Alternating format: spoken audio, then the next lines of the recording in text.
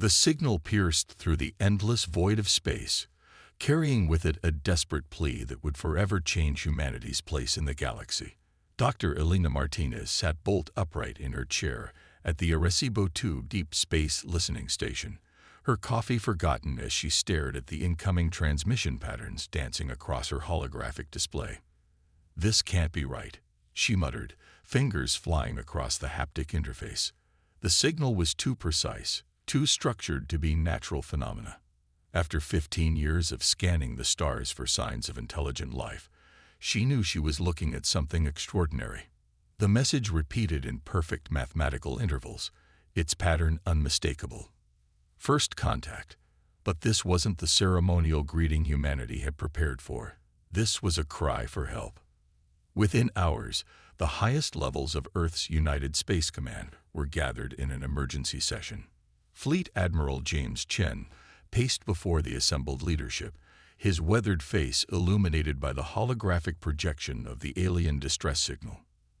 "The message is clear," he stated, his voice steady despite the gravity of the situation.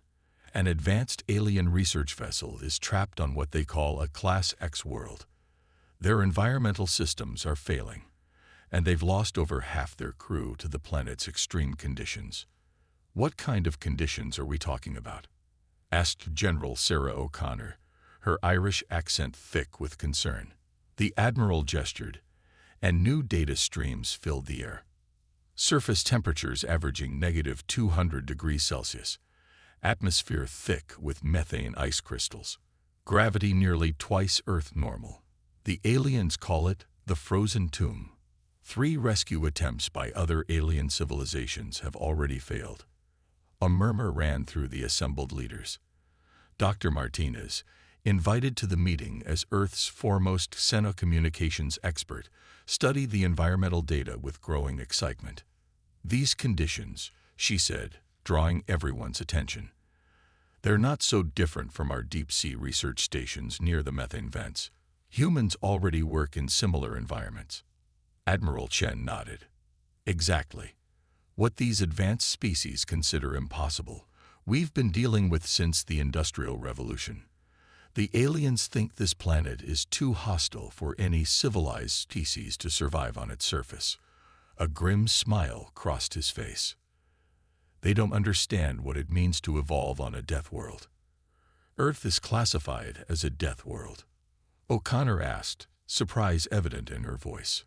"According to the signal data, yes.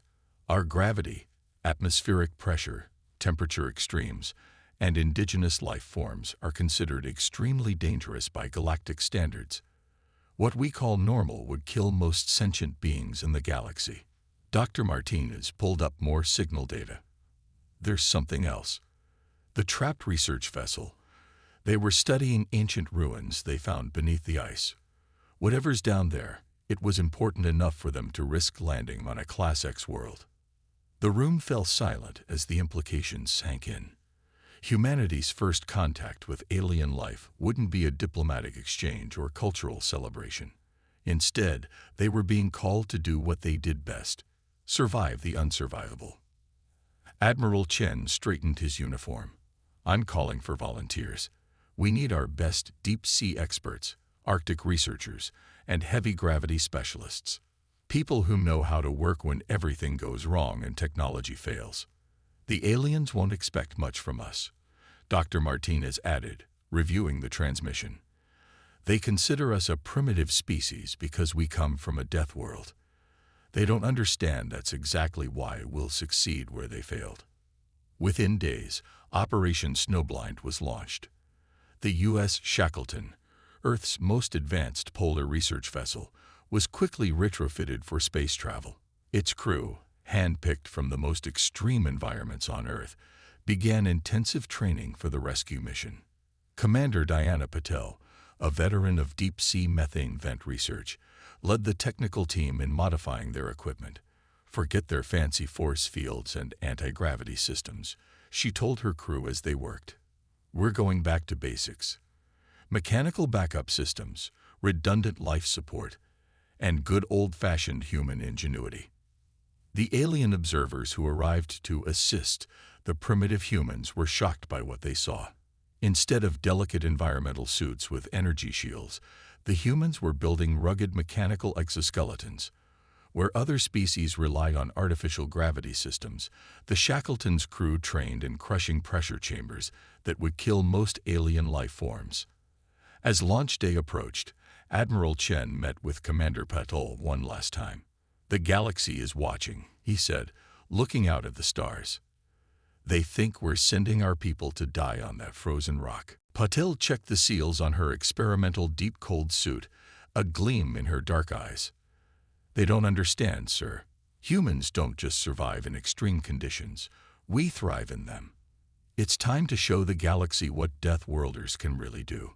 The Shackleton lifted off at dawn, carrying with it humanity's best hope for a successful first contact. As Earth shrank behind them, the crew prepared for their mission, checking equipment that other species would consider primitive, but that they knew would work when everything else failed. They were about to prove that being from a death world wasn't a disadvantage. It was humanity's greatest strength. The rescue mission that would change humanity's place in the galaxy had begun, and the universe was about to learn why humans were the ones you called when all hope seemed lost. The U.S. Shackleton cut through the darkness of deep space, its reinforced hull gleaming under distant starlight. In the ship's training chamber, Commander Diana Patel watched her crew undergo their final preparatory exercises in the extreme environment simulator. The room's temperature had been dropped to minus 150 degrees Celsius, and the gravity generators pushed close to double Earth normal.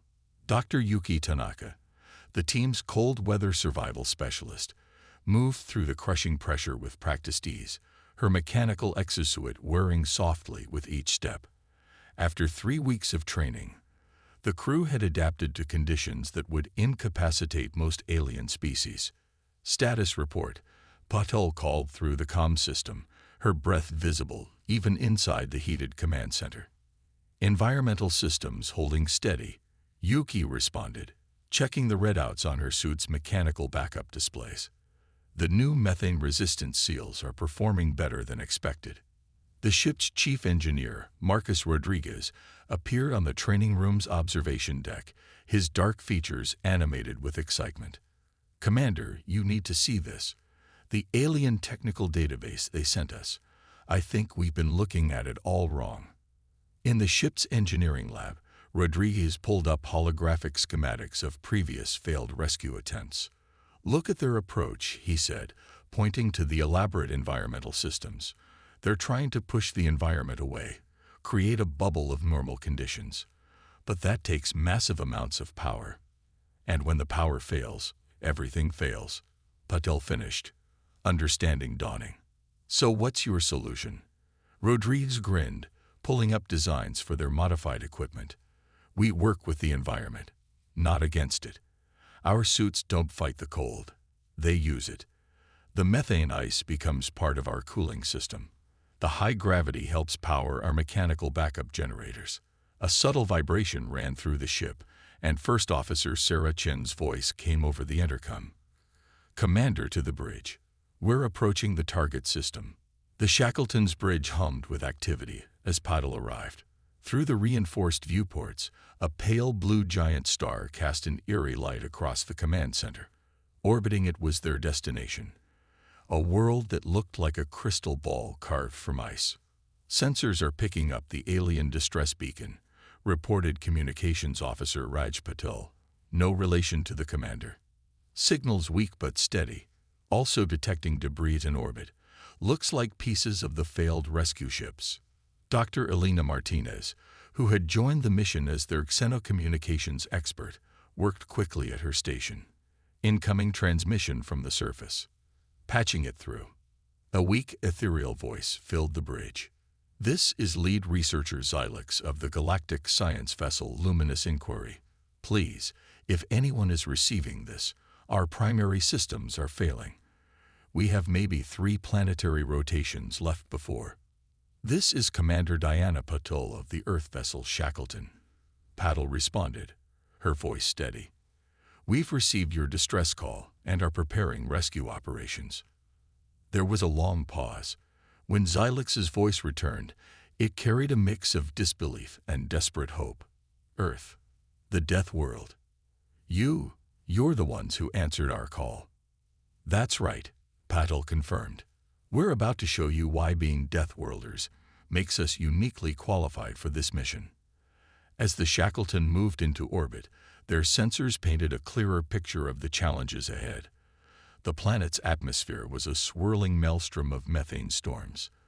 The surface was a maze of ice canyons and frozen methane lakes, with temperatures that would freeze nitrogen solid.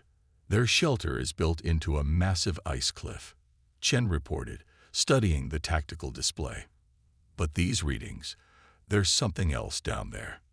The ruins they were studying, they're giving off some kind of energy signature. One problem at a time, Patel said, watching as another methane storm swept across their landing zone.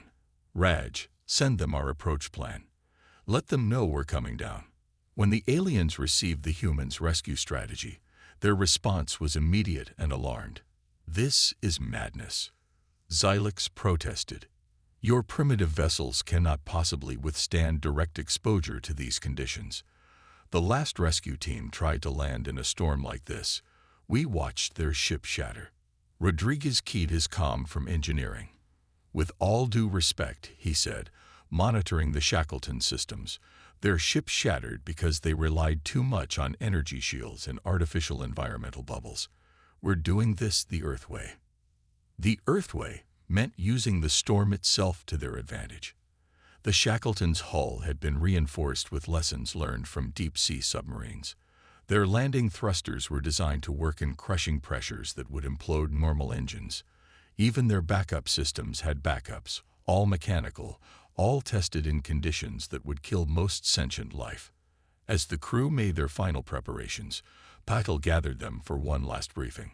The galaxy thinks we're primitive because we come from a harsh world, she said, looking at each crew member. They don't understand that surviving on Earth made us strong. Every piece of our equipment has manual backups. Every team member knows how to survive when technology fails. She activated the main display, showing their landing zone and the ice cliffs beyond. These storms, this gravity, this cold, it's not so different from what we face in Earth's most extreme environments. We've trained for this. We're ready. The crew moved to their stations, each carrying with them generations of human experience, surviving in conditions that the galaxy's most advanced species considered impossible. As the Shackleton began its descent through the methane storms, they were about to prove that sometimes the most primitive solution was exactly what was needed. The rescue mission was about to begin in earnest, and humanity's first major test in the galactic community would be written in ice and storm. In the ship's hull, the winds howled like 1,000 Arctic blizzards, but the crew remained steady. They were Deathworlders, and they were about to show the galaxy exactly what that meant. The Shackleton's landing struts crunched through the methane ice as the ship touched down on the frozen surface. Commander Patel watched through the reinforced viewport as sheets of crystallized gases swirled past in the perpetual storm. The temperature outside was cold enough to freeze oxygen solid, and the gravity made every movement a battle. Landing successful, First Officer Chen reported, her fingers dancing across frost-resistant controls. Hull integrity at 98%, all mechanical systems functioning normally. Better than the last rescue ship, Dr. Martins noted, reviewing the alien data. Their advanced hull shattered on impact with the surface. Rodriguez's voice came through the comm from engineering. That's because they tried to fight the cold with energy shields. We're letting the ice form naturally on our hull. It's actually adding an extra layer of protection. Patel nodded, watching as the rescue team made their final preparations. Dr. Tanaka checked each exosuit personally, ensuring the mechanical joints were properly lubricated with special compounds designed for extreme cold. The suits looked bulky and primitive compared to the sleek alien versions, but they would work even if every power system failed. First team, move out, Patel ordered. She led the way to the airlock, accompanied by Tanaka, Rodriguez, and 2 other crew members. As the outer door opened, the full fury of the alien world hit them. The wind howled like a living thing, carrying particles of frozen methane that would have shredded normal environmental suits. "Remember your training," Paddle said through the suit comms, "just like the Antarctic station during winter storm conditions, but a bit colder." They moved through the storm in a tight formation, their suits' mechanical servos whirring as they compensated for the crushing gravity. The alien shelter was barely visible through the swirling ice, a dark mass embedded in the towering cliff face ahead. "Movement," Tanaka called out suddenly. 3 o'clock, coming fast. Through the storm, they saw it. A massive creature emerged from the ice. Its body was crystalline, almost transparent, and it moved with surprising speed for its size. The alien databases hadn't mentioned any large predators. "Hold position," Patel commanded. "Defensive formation Delta." The creature charged, its crystalline body refracting the dim light from their suits' lamps. But the humans were ready. They'd evolved alongside Earth's apex predators, and their ancestors had faced down cave bears with nothing but stone spears. Rodriguez activated a sonic pulse generator, a simple device based on whale defense systems. The creature recoiled as the sound waves disrupted its crystalline structure, retreating back into the storm. "Primitive but effective," Rodriguez said with satisfaction. "Sometimes the old ways work best." They reached the alien shelter's airlock, finding it sealed by a thick layer of ice. The previous rescue teams had tried to melt their way in with energy weapons. The humans simply attached mechanical ice screws, technology perfected by generations of mountain climbers. Inside, they found the surviving aliens huddled in what appeared to be their last functioning compartment. The beings were tall and ethereal, with translucent skin that seemed to glow faintly. They stared at the humans in their bulky mechanical suits with a mixture of fear and fascination. "Impossible," lead researcher Zilix whispered as Paddle approached. "The conditions outside." "How did you?" "We come from a world that tries to kill us every day," Paddle replied, helping Tanaka set up emergency heating equipment. "We learned to adapt." But as Rodriguez worked to stabilize the shelter's failing systems, he noticed something strange. "Commander, these power readings don't make sense. There's energy flowing somewhere beneath us, through the ice." Martinez studied her portable scanner. "The ruins they were studying, they're directly below us. And they're active." One of the alien researchers, barely conscious from the cold, grabbed Paddle's arm. "The ruins. We found something. Something impossible. You have to see." A violent tremor shook the shelter before the alien could finish. Ice cracked, and warning alarms blared from their suit's sensors. The thing in the ruins below was awakening, and the humans were about to discover that surviving the planet's natural hazards might have been the easy part. "New plan," Patel announced, watching as more cracks spread across the shelter's walls. "We're not just rescuing them. We're finding out what's down there. If something can survive in these conditions for thousands of years." The implications were clear. Whatever lay beneath the ice might hold secrets about surviving in extreme environments. Secrets that humanity, as Deathworlders, might be uniquely qualified to understand. "Security team, set up a defensive perimeter," Paddle ordered. "Science team, prep for ice cave exploration. Engineering, get our plasma drills ready." She turned to the recovering aliens. "You came here looking for ancient secrets. We're going to help you find them, but we're doing it our way." The aliens watched in amazement as the humans efficiently converted their rescue operation into an exploration mission.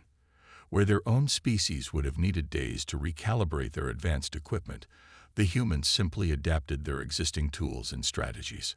Another tremor shook the shelter, stronger this time. Through the ice beneath their feet, a deep blue glow pulsed like a heartbeat.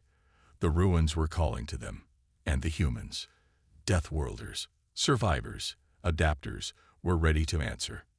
As they prepared to descend into the ancient structure below, Patel couldn't help but smile behind her faceplate. They'd come to prove that being from a death world made them capable rescuers.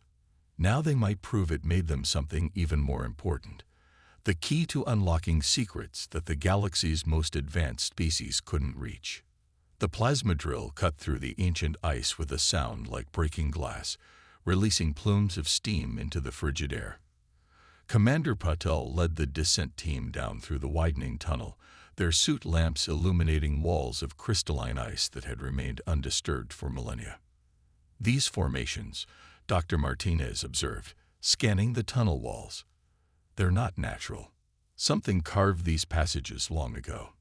Lead researcher Xylix, now recovered enough to join them, moved closer to the walls. Yes, we detected regular patterns, but our equipment couldn't function properly in these conditions. We barely scratched the surface before. Another tremor shook the tunnel, stronger than before. The blue glow beneath them pulsed brighter, seeming to respond to their presence. "Commander," Rodriguez called from behind them, "these energy readings are off the charts. Whatever's down there, it's been running all this time, even in these conditions." The tunnel opened into a vast chamber that drew gasps from humans and aliens alike. Before them stood a facility of impossible architecture. Sweeping arches of some dark, metallic material rose into the ice above, while complex machinery hummed with active power. Most striking were the symbols etched into every surface, glowing with the same blue light they'd seen through the ice. "It's operational," Xylix whispered in awe. "After all this time, it's still working." But how? The power requirements alone in these conditions. Rodriguez moved to what appeared to be a control panel, his engineer's mind already analyzing the ancient technology. "Look at this design. It's all mechanical at its core. No force fields, no energy shields. It's built to work with the environment, not against it." "Just like our equipment," Paddle noted, a strange suspicion forming in her mind. She studied the symbols more closely. "Dr. Martinez, do these look familiar to you?" Martinez approached the wall, her hand tracing the glowing patterns.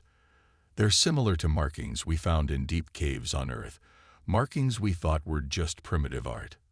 Her voice trailed off as the implications hit her. The facility responded to their presence. Displays flickered to life, showing holographic images that seemed to flow like water. But it was the scale of the machinery that caught Rodriguez's attention. "These controls," he said slowly, "they're size for hands like ours." Xylix moved between the humans, their alien features showing clear confusion. "Impossible. These ruins are millions of years old. Your species has only achieved spaceflight recently. Unless we're not the first Deathworlders to reach the stars," Patel finished. Before she could continue, a new tremor rocked the facility, and the holographic displays shifted dramatically. "Translation matrix engaging," Martinez announced, watching as alien symbols transformed into recognizable patterns. "It's adapting to us, recognizing our language patterns just like it recognized our physical form." The story the facility told was extraordinary. Millions of years ago, a species evolved on a harsh world much like Earth. They became the first spacefaring civilization in the galaxy, spreading across the stars. But they found something troubling. Most habitable worlds produced life that was too fragile, too dependent on perfect conditions. They were like us, Martinez read from the displays, worried that the galaxy would produce civilizations unable to survive real challenges. So they made a decision. The facility showed them more. Plans for a massive project spanning thousands of worlds. This installation was part of a network designed to gradually strengthen developing worlds, to ensure that other species would evolve with the same resilience that had served the ancient Deathworlders so well. "Earth," Xylix realized, their voice filled with wonder. "Your world wasn't naturally a death world. It was designed to produce a species as strong as the ancients." But the facility wasn't just a historical record. Deep in its core, it housed machines designed to transform entire planets, to create conditions that would challenge and strengthen the life forms that evolved there. And now, after millions of years, it was responding to the presence of those it had helped create. "That's what caused the tremors," Rodriguez said, studying the facility's systems. It's recognizing us as authorized users, trying to give us control. He paused, looking at a new set of readings. But there's a problem. The main reactor is destabilizing. All these years in the ice, maintaining these conditions, it's finally starting to fail. The implications were immediate and terrifying. If the reactor failed, the explosion would shatter the planet's crust. The energy release would be visible across half the galaxy. How long? Patel demanded. Hours, maybe less, Rodriguez replied. These systems are incredible, but they're ancient. One wrong move, and another tremor, stronger than ever, knocked several of them off their feet. The facility's lights flickered, and new warnings flashed across the holographic displays. The ancients built this place, Patel said, her voice firm with decision. They made us strong enough to survive worlds like this. Now we're going to prove we can do more than just survive. We can save this facility and everything it represents. The humans spread out through the facility, their minds already adapting to the ancient technology that seemed designed for them. They had come to this frozen world to attempt a rescue, only to find something far more important: their heritage, and with it, a responsibility to the galaxy's future. As they worked to stabilize the ancient machines, Patel couldn't help but feel a sense of pride. Humanity had been shaped by the harsh conditions of Earth, but not by accident. They were the inheritors of a legacy millions of years in the making, and now they had to prove they were worthy of it. Warning lights flashed throughout the ancient facility as its reactor core approached critical levels. The crushing gravity of the ice world above seemed to press down even harder, while the eternal storms howled through newly formed cracks in the ceiling. But the humans moved with practiced efficiency, their mechanical exosuits whirring as they fought to save a legacy millions of years in the making. Main reactor containment at 30%. Rodriguez called from the central control platform. His hands moved across controls that seemed designed specifically for human use, trying to stabilize systems that had run continuously since before Earth's first mammals appeared. Commander Patel studied the facility's holographic displays, which now showed a massive network of similar installations spread across the galaxy. Dr. Martinez, what have you found in the database? Martinez's voice was filled with excitement despite the crisis. The ancients didn't just make Earth a death world. They seeded thousands of planets with their technology. Most failed to produce suitable species, but we were their greatest success. Success or not, Rodriguez interrupted. This place is about to tear itself apart. The containment field is failing faster than we can repair it. Xylix and the other alien researchers watched in fascination as the humans worked. Where their own species would have retreated from the increasing danger, these Deathworlders seemed to thrive under pressure. The ancients built this place to last millions of years, Patel said, her mind racing. They wouldn't have left it without a backup plan. Rodriguez, show me the original schematics. The engineer pulled up ancient blueprints, and Patel saw it immediately. Look at the reactor design. It's not just mechanical, it's biomechanical. It's meant to adapt and evolve, just like we did. Commander, Dr. Tanaka called from another station. The facility's been trying to interface with our suits since we arrived. I thought it was just recognition protocols, but what if it's more? What if it needs our help to evolve? Understanding dawned on Rodriguez's face. Not our help, our example. We're the end result of their work. The facility needs to adapt to us, just like we adapted to Earth's conditions. A violent tremor shook the chamber, and chunks of ice crashed down from above. Time was running out. Patel made her decision. Everyone, interface your suits directly with the facility's systems. Give it complete access to your biometric data. Show it what humanity has become. The aliens watched in amazement as the humans connected themselves to the ancient machinery. The facility's glow changed from blue to a deep purple, and new patterns of light raced along its walls. It's working. Rodriguez shouted over the noise of groaning metal and cracking ice. The reactor's rebuilding itself, using our biological data as a template. It's learning to adapt like we do. The transformation was extraordinary. Throughout the facility, rigid structures became flexible, mechanical systems gained organic elements, and the very metal of its construction seemed to shift and flow like living tissue. Just like Earth's life forms, Martinez observed, it's learning to thrive in conditions that should be impossible. But the process was far from smooth. As the facility evolved, power surges rocked the chamber. The humans gritted their teeth as feedback from the interface flooded their suits' systems with data. Containment at 15%. Rodriguez warned, if we can't stabilize it in the next few minutes. We didn't come this far to fail, Paddle responded, her voice strained but determined. Humanity survived ice ages, predators, and natural disasters. We turned wolves into companions and conquered every environment on Earth. We can handle this.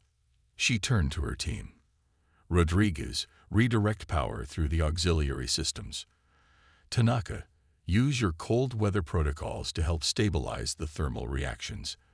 Martinez, keep feeding it evolutionary data. Show it how Earth's life adapted to every challenge. The humans worked in perfect synchronization, each contributing their specialized knowledge gained from Earth's most extreme environments. The facility responded, its transformation accelerating as it incorporated their data. Suddenly, the chamber filled with a blinding purple light. When it faded, the facility had changed dramatically. The rigid architecture had become organic curves, the machinery pulsed like living tissue, and the reactor core glowed with stable, self-sustaining energy. Containment holding at 100%, Rodriguez reported, his voice filled with disbelief. It's better than new. The facility isn't just stable. It's starting to repair the ice damage above us. Xylix approached Patel, their alien features showing clear awe. You didn't just save the facility. You showed it how to evolve. All our advanced technology couldn't achieve what you did with simple mechanical suits and human adaptability. That's because you've been thinking about Deathworlds all wrong, Paddle replied. Harsh conditions don't make a species primitive. They make them innovative. Humanity didn't just survive Earth's challenges. We learned from them. The facility's databanks came alive with new information, revealing their next steps. As the inheritors of the ancient Deathworlders' legacy, humanity now had access to their entire network of installations. They could help guide the galaxy's evolution, ensuring that future species would develop the same resilience that had served humanity so well. The galactic community called us primitives because we came from a death world, Paddle said, watching as the facility's influence began to stabilize the storm-racked planet above. They didn't understand that surviving on Earth made us strong. Now we can help make the galaxy strong too. As the Shackleton's crew prepared to return to their ship with the rescued aliens, they knew this was just the beginning. Humanity had found its place in the galaxy, not as primitives to be pitied, but as guardians of a legacy millions of years in the making. The ancient Deathworlders had shaped humanity through Earth's harsh conditions. Now humanity would carry their work forward, proving that true civilization wasn't about avoiding challenges, but about learning to thrive in spite of them, and because of them.